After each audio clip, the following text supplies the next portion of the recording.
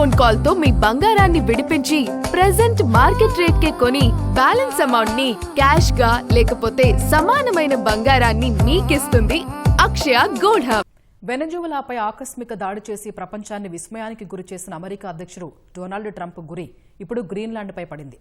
అధ్యక్షుడిగా తన తొలి పదవీకాలం నుంచే ఆ ద్వీపంపై కన్నేసిన ట్రంప్ గ్రీన్లాండ్ గురించి రాబోయే వారాల్లో మాట్లాడదామంటూ ప్రకటన చేయడంతో పరిస్థితులు ఒక్కసారిగా వేడెక్కాయి. జాతీయ భద్రత కోసం అమెరికాకు గ్రీన్లాండ్ అవసరమని చెబుతున్న ట్రంప్ ఆ దిశగా పావులు కదుపుతున్నట్లు తెలుస్తోంది. వెనజువెలాపై దాడి చేసి ఆ దేశ అధ్యక్షుడు నికోలస్ మదురోను అమెరికా బంధించిన తర్వాత ఇప్పుడు అందరి దృష్టి ప్రపంచంలోనే అతిపెద్ద ద్వీపమైన గ్రీన్లాండ్పై పడింది. అమెరికా అధ్యక్షుడు డొనాల్డ్ ట్రంప్ గ్రీన్లాండ్పై కన్నేయడం దీనికి ప్రధాన కారణం. అమెరికాకు రక్షణ పరంగా గ్రీన్లాండ్ ఎంతో కీలకమని భావిస్తున్న ట్రంప్ ఆ ద్వీపాన్ని గుప్పిట పట్టే దిశగా పావులు కదుపుతున్నారు. అందుకోసం ట్రంప్ చేస్తున్న వరుస ప్రకటనలు పరిస్థితులను మరింత అస్థిరపరుస్తున్నాయి. జాతీయ భద్రత కోసం అమెరికాకు గ్రీన్లాండ్ అవసరమని, రాబోయే వారాల్లో దీనిపై చర్చిస్తామని ట్రంప్ కీలక ప్రకటన చేశారు. గ్రీన్లాండ్ గురించి ఇంకో 20 రోజుల్లో మాట్లాడుకుందామంటూ పేర్కొన్నారు. ప్రస్తుతం గ్రీన్లాండ్ రష్యా, చైనా నౌకలతో నిండిపోయిందని, వ్యూహాత్మకంగా జాతీయ భద్రత దృష్ట్యా ఆ ద్వీపం తమకు అవసరమని ట్రంప్ పునరుద్ఘాటించారు. అదే సమయంలో ఆ ద్వీపాన్ని కాపాడ్డంలో డెన్మార్క్ సామర్థ్యంపై కూడా ఆయన సందేహాలు లేవనెత్తారు. గ్రీన్లాండ్కు రక్షణ కల్పించే సామర్థ్యం డెన్మార్కుకు లేదని, దాని రక్షణ కోసం వారు ఏమీ చేయలేదని విమర్శించారు. గ్రీన్లాండ్పై అమెరికా వైఖరిని మిత్రదేశాలు అర్థం చేసుకున్నాయని ట్రంప్ అన్నారు. అమెరికా వద్ద గ్రీన్లాండ్ ఉండడం ఐరోపా దేశాలకు అవసరమని, ఆ విషయం వారికి కూడా తెలుసునని ట్రంప్ పేర్కొన్నారు. ట్రంప్ ప్రకటనను డెన్మార్క్తో పాటు ఐరోపా దేశాలు తీవ్రంగా వ్యతిరేకిస్తున్నాయి. గ్రీన్లాండ్కు సంబంధించి అమెరికా ప్రతిపాదనలను మొదట్నుంచి తిరస్కరిస్తున్న డెన్మార్క్ ట్రంప్ వ్యాఖ్యలపైన మండిపడింది.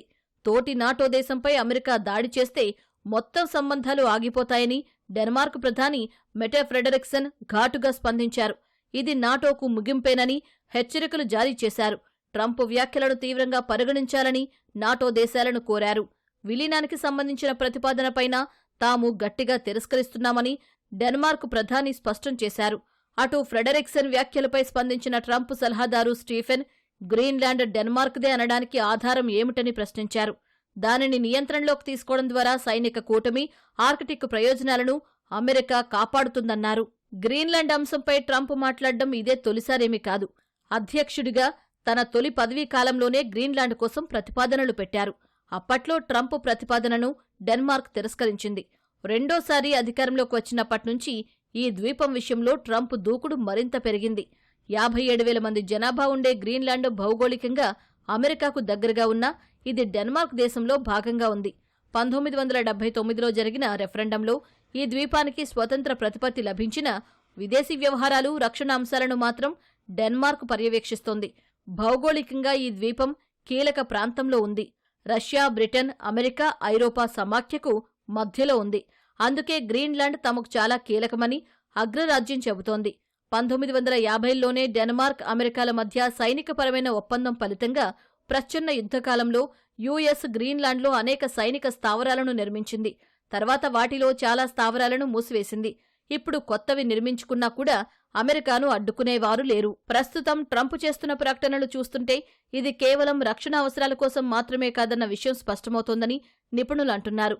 గ్రీన్లాండ్లో దొరికే అరుదైన ఖనిజాలపైనే ట్రంప్ గురి ఉందని చెబుతున్నారు. గ్రీన్లాండ్లో బంగారం, నికెల్, కోబాల్ట్ నిక్షేపాలు కూడా భారీ స్థాయిలో ఉన్నాయి. వాటిపై అమెరికాలోని చాలా మైనింగ్ సంస్థలు కన్నేసి పావులు కదుపుతున్నాయనే విమర్శలు ఉన్నాయి.